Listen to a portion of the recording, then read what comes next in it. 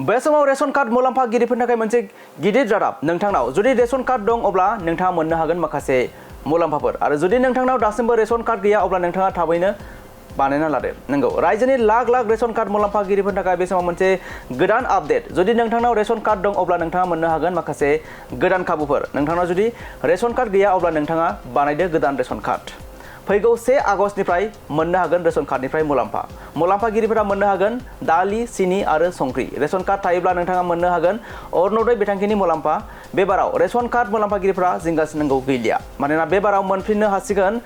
मानोना बे बाराव मोनफिननो थांगासिनो दं सिगाङाव बन्द जानाय माखासे मुलाम्फाफोर सिगांनि बायदिनो मोनफिननो हागोन रेशन कार्डजों माखासे जाग्रा आदार नोंथाङा मोननो हागोन दालि सिनि आरो संख्रि फैगौ जुलाइ दानाव जागोन गोदानै रां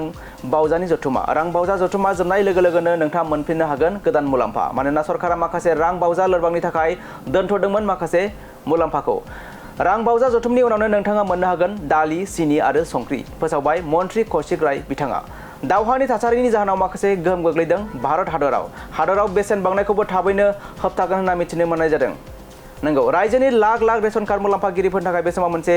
गिदिर आपडेट जुदि नोंथांनाव रेशन कार्ड दं अब्ला नोंथाङा मोननो हागोन माखासे गोदान खाबुफोर नोंथाङा मोननो हागोन दालि सिनि आरो संख्रि